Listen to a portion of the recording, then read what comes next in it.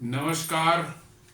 प्लैनेटेक्स पर आपका स्वागत है और हमेशा तरफ से निवेदन है प्लैनेटेक्स को सब्सक्राइब करें, बेल आइकन जरूर दबाएं, हमारे वीडियोस को लाइक करें एंड फ्रेंड्स एंड फैमिली के साथ शेयर भी जरूर करें ताकि हमारी वीडियोस की रीच बढ़ सके।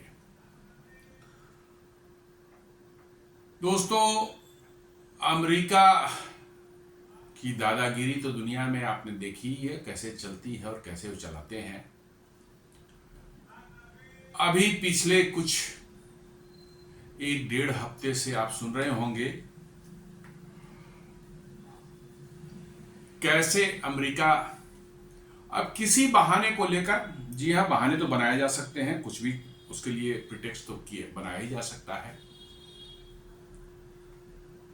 वेनेजुएला को की घेराबंदी कर रहा है, वेनेजुएला पर अटैक करना है, उसको वहां पर रेजीम चेंज करना है। जो वहां के राष्ट्रपति है निकोलस मादुरो, जो कि एक वामपंथी विचारधारा के हैं और जिनके निकट संबंध है रशिया और चाइना से, जो है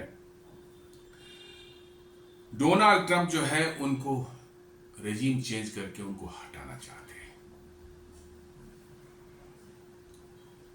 और इसलिए उन्होंने अपनी नेवी वगैरह को डिप्लॉय कर रखा है गल्फ ऑफ मैक्सिको में, वेनेजुएला के कोस्ट के आगे। जहाँ वेनेजुएला दक्षिण अमेरिका में जो है एक देश है और बहुत बड़े ऑयल रिजर्वायर उसके पास में, इनफैक्ट दुनिया के सबसे बड़े ऑयल रिजर्वायर उसी के पास है, इवन सऊदी अरब से भी बड़ा।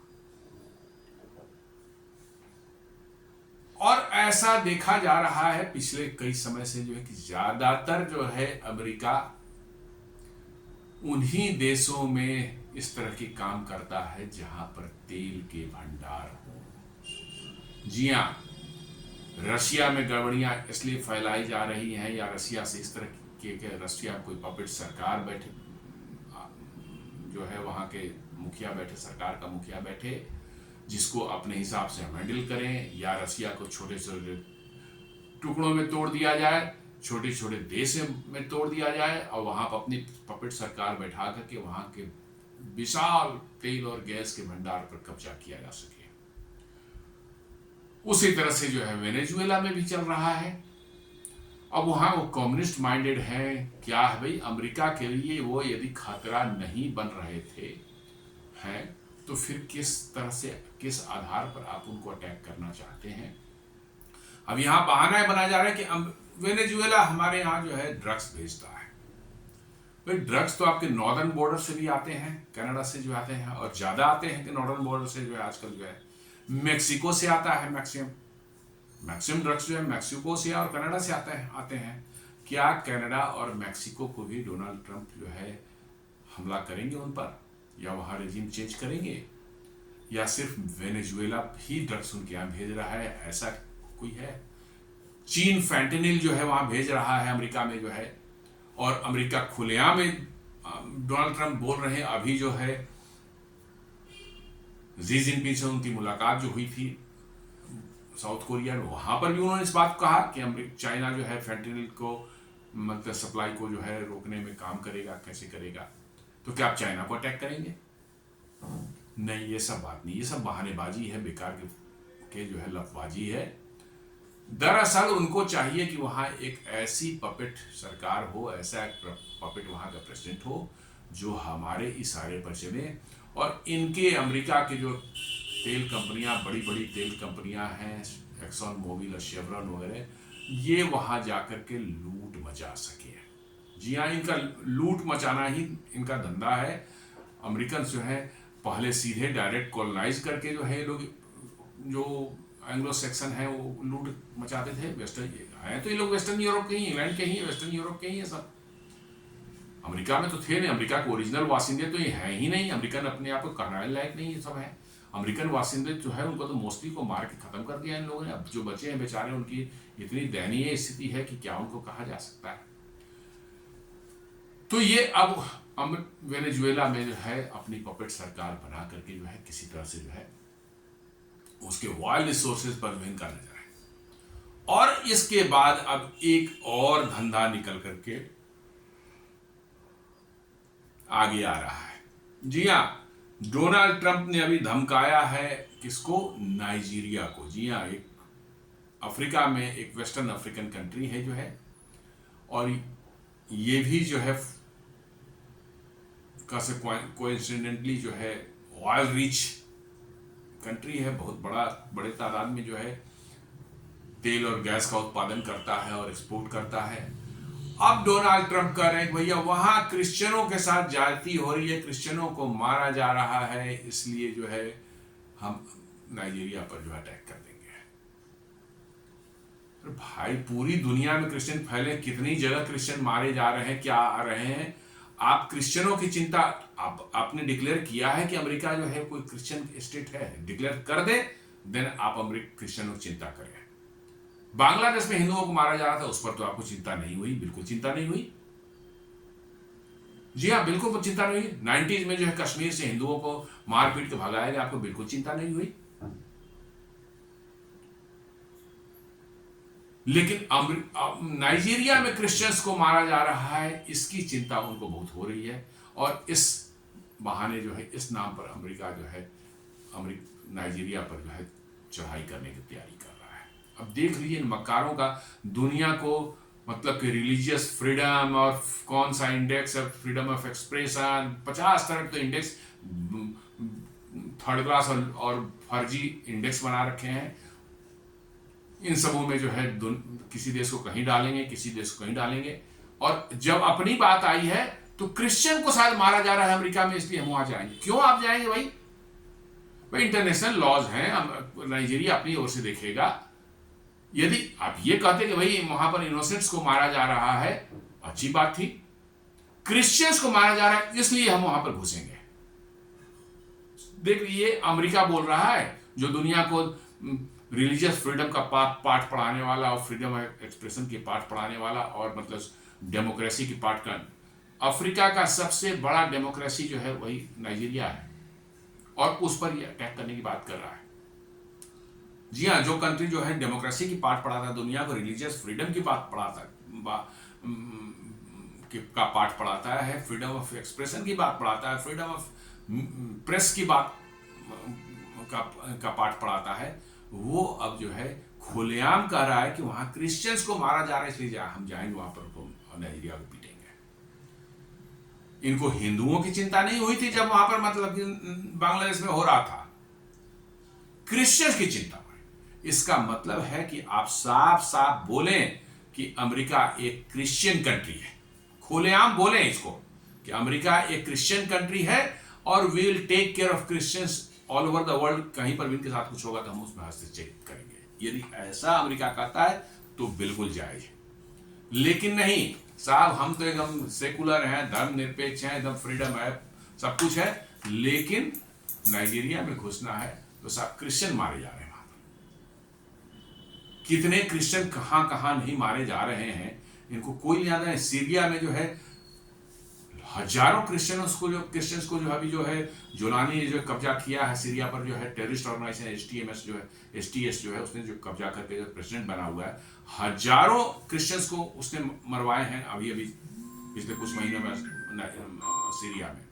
और उसी से डोनाल्ड ट्रंप जो है अप्रैल महीने में सऊदी अरब में जाके हाथ मिला रहे हैं, फोटो खिंचवा रहे हैं, और शायद उसको अब व्हाइट हाउस में इन्वाइट किया है। वहां पर क्रिश्चियन की चिंता इनको नहीं आई, लेकिन नाइजीरिया में क्रिश्चियन की चिंताएं जरूर आ गई। तो आप समझ सकते हैं कि अमेरिका कितना बड़ा मक्कार है, और डोनाल्ड ट्रंप इस मक्कारों के सरदार हैं बने हुए हैं। तो आइए देखते हैं, Trump threatens US military action Nigeria over alleged Christian killings. जी हाँ, क्रिश्चियन किलिंग। शर्म नहीं आती है इनको अपने आप को जो है डेमोक्रेसी का मसीहा बोलने वाले, जो है फ्रीडम ऑफ मतलब कि जो है रिलीजियस फ्रीडम के मसीहा अपने आप को डिक्लेयर करने वाले, और फ्रीडम ऑफ एक्सप्रेशन और फ्रीडम ऑफ प्रेस और क्या नहीं फ्रीडम सारी, और ये जो है एक नाइजीरिया ना लेना ना देना, वहां पर जाकर के जो क्रिश्चियन को मारा जा रहा है, इसलिए वहां पर अटैक करेंगे। और कौन मार रहा है वहां पर? इस्लामिस्ट। उसी इस्लामिस्ट के साथ में जो है सीरिया में और जगहों पर जो है इनकी गठजोड़ है, और यहां पर दरअसल इनका गेम प्लान समझ लीजिए। ये पहले किसी देश में जो क्याओस फैलाते हैं, कैसे क्याओस को फैलवाते हैं ये CIA और इनके जो है पूरा इनका जो है इस्लामिस्ट जिहाद वाला जो पूरा एक ऑर्गेनाइजेशन, इनके बीच में बहुत तगड़ी गठजोड़ है। जी हाँ, CIA और इस्लामिक जिहाद में कोई अलग अलग नहीं है, बहुत गहरी गठजोड़ है। ये पहले इस्लामिक जिहाद वालों को वहां पहुंचाएंगे उस देश में। जी हाँ, ऐसा CIA करता है, पहले वहां पहुंचाएंगे, वहां पर उनको बेस उनका बनेगा, मजबूत होंगे, और उसके बाद वो मारपीट वहां शुरू करेंगे। और वो मारपीट जब शुरू करेंगे, जब क्याओस फैलेगा, तब ये अमेरिका आएगा कि नहीं नहीं, अरे बाप रे, यहाँ तो इस्लामिस्ट मार रहे हैं, इसलिए अब हम यहाँ तक।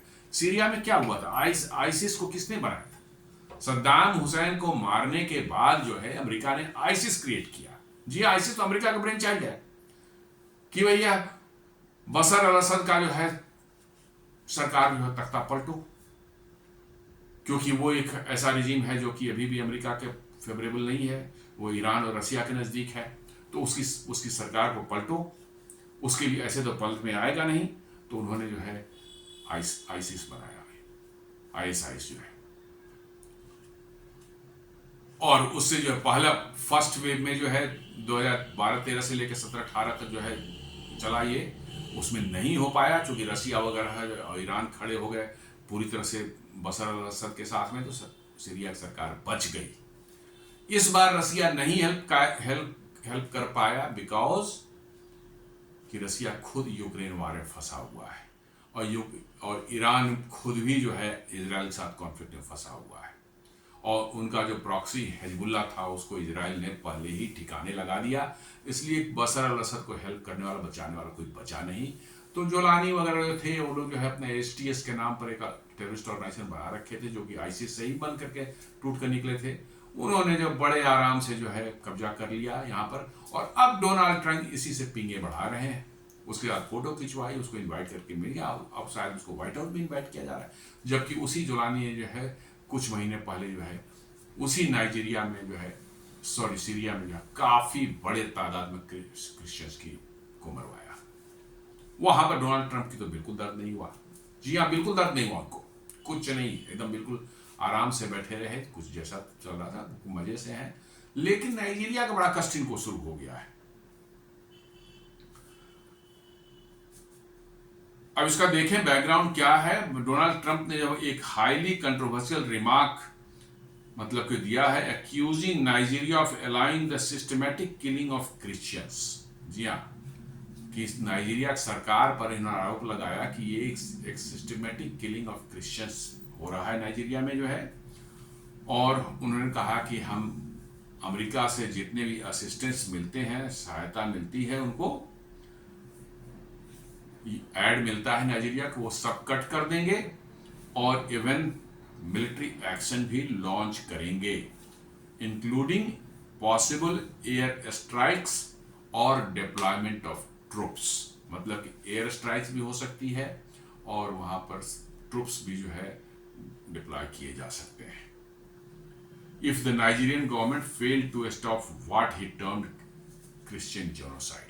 जी हाँ, खुलेआम कहा कि आप क्रिश्चियन जेनोसाइड जो हो रहा है उसको नहीं रोकोगे तो हम एयर स्ट्राइक करेंगे, हमारे सैनिक भी वहां भेजेंगे और तुम्हारी पिटाई करेंगे।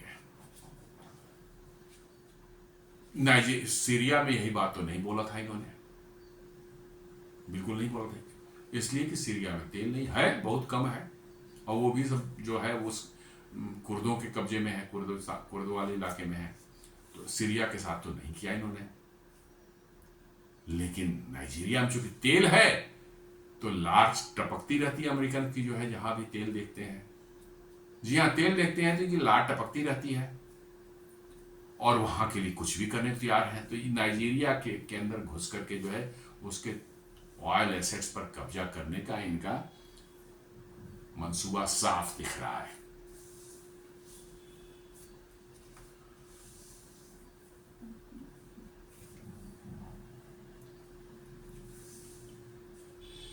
ये जो है यूएस का statement towards an African nation जो है रिसेंट ईयर्स में बड़ा सबसे कंट्रोवर्शियल, मतलब कि जो है किसी भी अफ्रीकन कंट्री के अगेंस्ट में जो है इस तरह का रिमार्क्स जो यूएस के द्वारा जो पहली बार बहुत समय में इतना कंट्रोवर्शियल है, बहुत रिसेंट ईयर्स में नहीं आया था। जी हाँ, और इसमें इन्होंने क्या ब्लेंड कर दिया है, religious freedom, counter terrorism, foreign policy, सबको एक सिंगल उसमें फ्रेमवर्क में बना के एक वॉलेटाइल इश्यू बनाया है कि आपके यहाँ रिलीजियस फ्रीडम नहीं है साहब, आपका काउंटर टेररिज्म जो है बिल्कुल बेकार है, आपका फॉरेन पॉलिसी बिल्कुल वो चौपट है, इसलिए हम आपको आपकी पिटाई करेंगे। सीधी सी बात।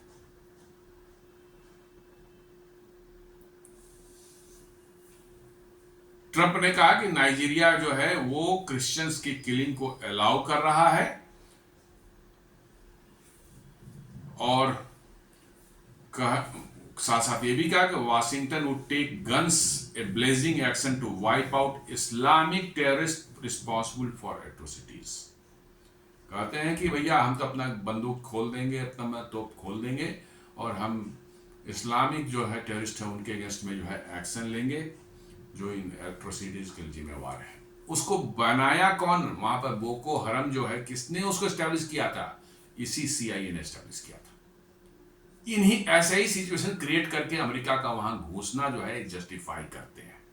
जी हाँ, ऐसे ही सिचुएशन क्रिएट करते हैं और वहां पर अमेरिका को बाद में जो है जहां क्या हो जाता है, फिर अमेरिका वहां घुसेगा और जस्टिफाई करेगा साहब हम तो यहां पर आए थे बिल्कुल वो करने के लिए।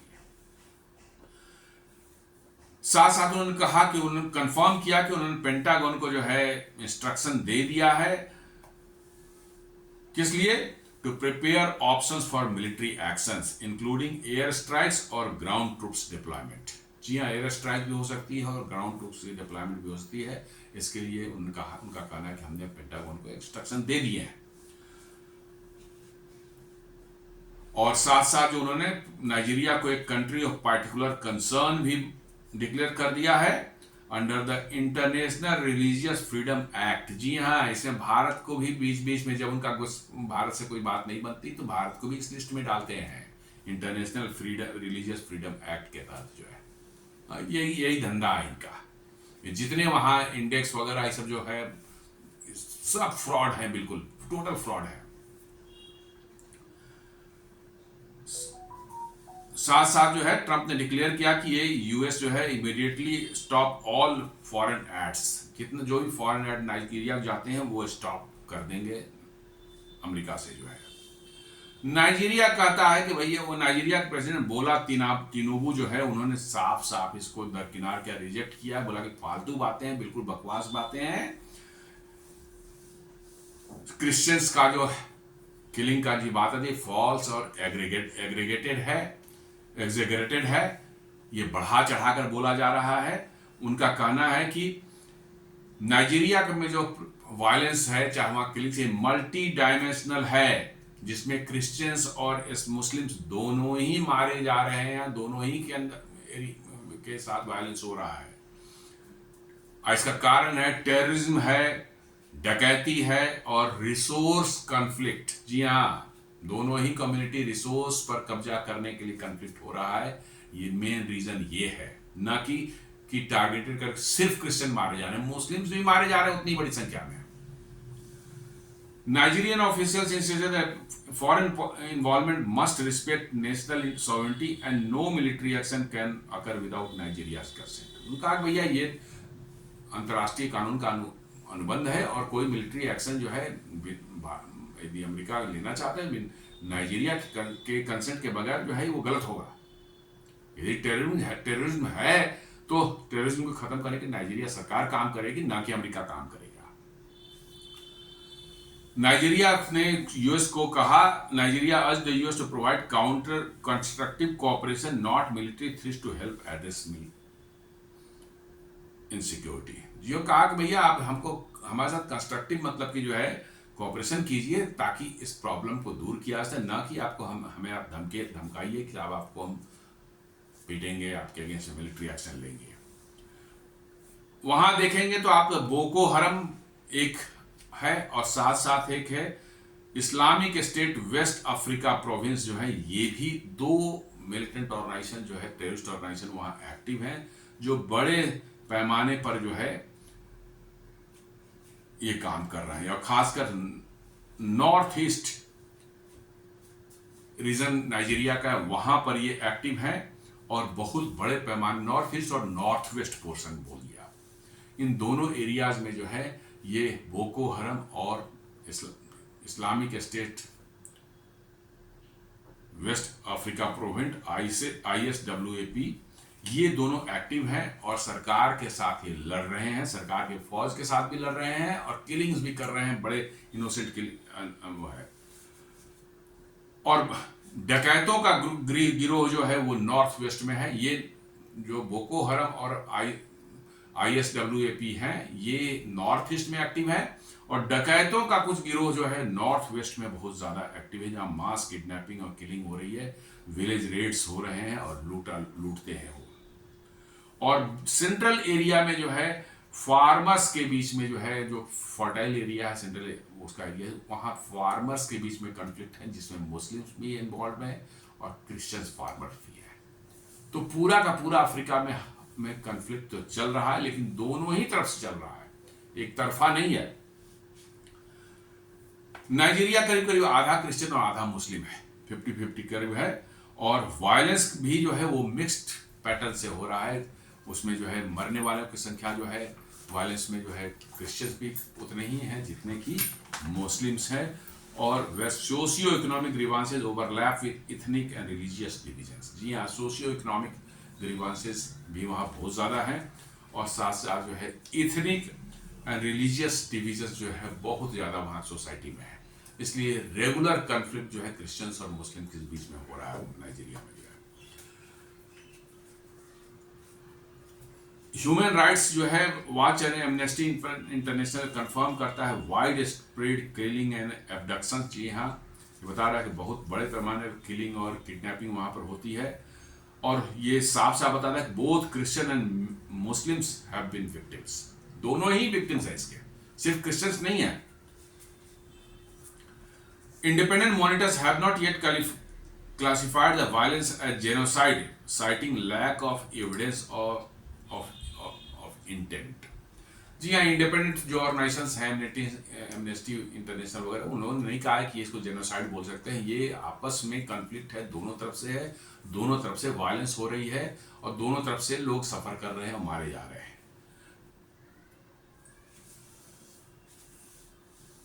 अब ट्रंप का रिमार्क देखा जाए तो क्या है, ये बेसिकली जो है ग्लोबल क्रिश्चियन एडवोकेसी पुश करना चाह रहे हैं, अपने मागा जो क्राउड है उनको खुश करने के लिए। जी हाँ, मागा क्राउड जो है क्रिश्चियन ट्रंप के गले की हड्डी बन चुकी है, उसको खुश करने के लिए जो है वो ये सब करना चाह रहे हैं। देखो हम क्रिश्चियन बचाने के लिए क्या क्या कर रहे हैं, और ये ग्लोबल क्रिश्चियनिटी एडवोकेसी पुश कर रहे हैं and resonate strongly with his conservative political base in the US। वही मैं बोल रहा था, अपने मागा क्राउड और क्रिश्चियन क्राउड है उसमें अपने आप को एस्टेब्लिश करने के, भाई आई एम द स्ट्रॉन्ग मैन और मैं क्रिश्चियन का प्रोटेक्टर हूं, वो ये सब काम करना चाह रहे हैं। नाइजीरिया जबकि अफ्रीका का लार्जेस्ट डेमोक्रेसी है ये, और की US काउंटर टेररिज्म पार्टनर भी है साथ साथ जो है, और plays a major role in West Africa stability. जी हाँ, उस रीजन में एक बड़ा कंट्री है और रिसोर्स रिच कंट्री है, इसलिए स्टेबिलिटी के लिए बहुत बड़ा ये एक फैक्टर बन जाता है। Many analyst view Trump's rhetoric as politically symbolic, aimed more at US diplomatic audiences than a immediate military planning. ज्यादातर लोग कर रहे हैं कि सिर्फ अपने मागा क्राउड और वो क्रिश्चियन क्राउड जो है वहां पर अमेरिका में उसको खुश करने के लिए ट्रंप ये कर रहे हैं, क्योंकि उनको बहुत बड़ी बड़ी प्रॉमिसेस इन्होंने दिखाई की थी अपने इलेक्शन कैंपेन में। अब उनको खुश करने के लिए उनके पास कुछ रहा नहीं, ना जॉब्स वहाँ जनरेट हो रहे हैं, ना मैन्युफैक्चरिंग वहाँ वापस आ रही है, ना अमेरिका की इकोनॉमी सुधर रही है, ना वहाँ महंगाई कम हो रही है। तो अब दिखाने के लिए तो कुछ तो होना चाहिए था। अब ये रिलीजियस कार्ड खेल रहे हैं, ये अब कह रहे हैं या I am the protector of the Christians. Legal framework देखा जाए तो लीगल फ्रेमवर्क में जो है कहता है कि दो ही कंडीशन में जो है आप किसी दूसरे देश पर अटैक कर सकते हैं। ये UN का जो है आर्टिकल 2-4 जो है ये कहता है कि एक तो सेल्फ डिफेंस में कर सकते हैं आप, जी हाँ सेल्फ डिफेंस में कर सकते हैं, आप पर किसी देश ने अटैक किया तो आप कर सकते हैं, दूसरा, UN security council authorization for humanitarian intervention. यदि यूएन सिक्योरिटी काउंसिल ऑथराइज करता है ह्यूमन इंटरवेंशन के लिए उस इलाके में जो है, किसी देश में जो है, तब हो सकता है। तो ये दोनों ही अप्लाई नहीं होता यहाँ पर जो है। विदाउट नाइजीरिया कंसेंट यूएस, और बिना नाइजीरिया कंसेंट के या यूएन के अप्रूवल के US strikes would violate international law. Simple सी बात है, ये इंटरनेशनल लॉ के अगेंस्ट में होगा। लेकिन कौन मानता है इंटरनेशनल लॉ को? अमेरिका तो दादागिरी पोत रहा हुआ, अभी टैरिफ भी लगाया, वो भी इंटरनेशनल लॉ के अगेंस्ट में है। WTO जो है उसको अमेरिका कोई वैल्यू नहीं देता, क्या इंटरनेशनल लॉ फॉलो करना? नहीं।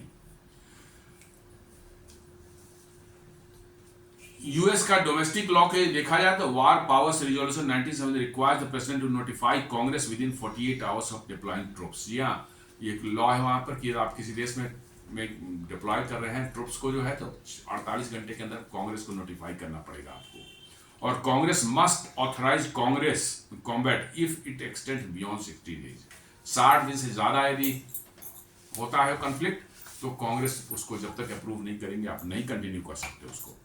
Any unilateral strike without congressional approval could trigger legal and political backlash in Washington। जी हाँ, बिना कांग्रेस के अप्रूवल के करेंगे ये, या उसको इन्फॉर्म किए बगैर करेंगे, तो ये फिर जैसे टैरिफ में हुआ था वैसे ही फंसने वाले हैं डोनाल्ड ट्रंप। अब नाइजीरिया के लिए क्या इसके इम्प्लीकेशन रिस्क है? जो उनका एड आता है यूएस से जो है, वो यूएस सस्पेंड कर देगा, बिल्कुल वो उनके हाथ में, वो दिन कभी बंद कर दे सकते हैं। और could experience nationalist backlash uniting citizens against perceived western influence। जी हाँ, वहाँ लोगों के बीच में एक नेशनलिस्ट फीलिंग डेवलप हो सकती है, और अमेरिका के अगेंस्ट में जो है सारे लोग के फीलिंग बन सकती है। जैसे भारत में आप देख लीजिए, टैरिफ वैरिफ लगाया, भारत के अगेंस्ट में जो उन्होंने काम करना शुरू किया है सेकेंड टर्म में, जो है एवरेज इंडियंस जो है वो अमेरिका के अगेंस्ट में, उनके अगेंस्ट में, अमेरिका के अगेंस्ट में उनके मन में हैट्रेड है। जी हाँ, जो पहले नहीं हुआ करती थी, अब धीरे धीरे वो हैट्रेड में कन्वर्ट हुआ। जिस तरह से भारत में रिजीम चेंज करने के लिए भारत में जो है आंदोलन और ये सब जो है जो वायलेंस करवाए हैं उन्होंने, फार्मर्स प्रोटेस्ट, सीए प्रोटेस्ट, ये सब जो करवाते रहते हैं, यहाँ रिजीम चेंज। अब भारतीयों में अमेरिका के प्रति बहुत बड़ी इरिटेशन हो चुकी है, अमेरिका के प्रति हैट्रेड बढ़ चुकी है। सेम चीज हम नाइजीरिया में हो सकता है। और might strengthen domestic resolve to show independence in foreign policy. जी हाँ, हो सकता है भारत सरकार, जैसे मोदी जी अड़ गए हैं इस पर जो है टैरिफ पर, वैसे ही वहाँ की सरकार जो करना करो, देख लेंगे, हम भी देखेंगे। ये भी हो सकता है यूएस के लिए potential congressional pushback over unauthorized military action. जैसे टैरिफ में कांग्रेशनल पुशबैक हो रहा है, कोर्ट में लोग गए हैं, तो इसमें भी ऐसा हो सकता है। यदि आपने अटैक किया बिना कांग्रेस के अप्रूवल के, तो इसमें भी कोर्ट में जा सकते हैं लोग। Possible international condemnation. जी हाँ, इंटरनेशनल कंडेमनेशन तो होगी ही, चाइना रसिया ये सब तो करेंगे ही करेंगे, बिल्कुल अमेरिका को गालियां देंगे, गलत हो रहा है।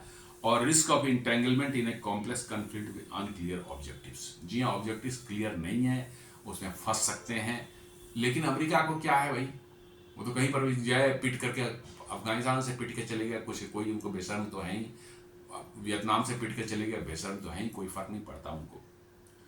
Africa and global politics. African union जो है स्ट्रांगली अपोज कर रहा है इस बात को कि गलत चीज है, हमारे एरिया में जो है आप कैसे कर सकते हैं ये चीज, जो है यूनिलैटरल इंटरवेंशन नहीं कर सकते हैं। इसका मतलब अफ्रीका से भी अमेरिका के रिलेशंस खराब हो चुके हैं या होते जा रहे हैं।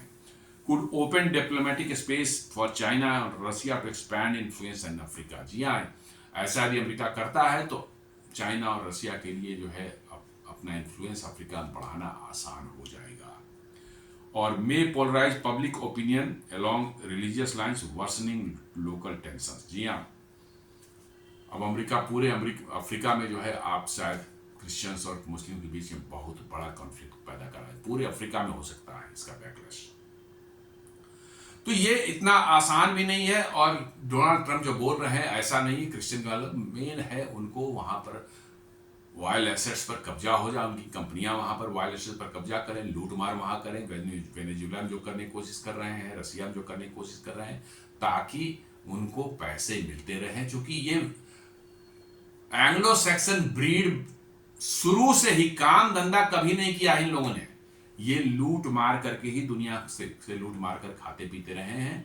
और मौज करते रहें। और वही इनको अभी करना है, अभी हो नहीं पा रहा है तो इनकी स्थिति खराब है। वेस्टर्न यूरोप की देख लीजिए क्या हालत हो चुकी है। जी हाँ, सबकी इकोनॉमी गर्त में जा रही है, सब डूबते जा रहे हैं। और अगले 10 साल में कहाँ जाएंगे, हमें लगता है खाने पीने को उनको मिलेगा कि नहीं मिलेगा। अमेरिका में अभी शटडाउन हुआ, पिक्चर देखकर तो शर्म आ रही, हम लोग शर्म आ रही है कि वहाँ के बड़े बड़े लोग, बड़े बड़े ऑफिसर्स हैं जो आर्मी में काम कर रहे हैं, एयरफोर्स में काम कर रहे हैं, उनको तनख्वाह नहीं मिल रही है। शटडाउन हो गया अमेरिका तो उनके लोग जो है फूड बैंक की लाइन में लग करके जो है फैमिली के साथ जो है फूड फ्री का फूड जो है लेने की लाइन में लगे हुए हैं। This is the situation of America. शर्म आनी चाहिए कि अमेरिकन को कि भाई उनके जो है आर्मी के ऑफिसर, एयरफोर्स के ऑफिसर जो है फूड बैंक में लाइन लेकर के जो है खाना लेने की लाइन लगे हुए और दुनिया को पाठ पढ़ाते हैं कि we are the greatest American, MAGA make America great again. ये सब खाली फ्रॉड्स हैं, बता रहे हैं आपको।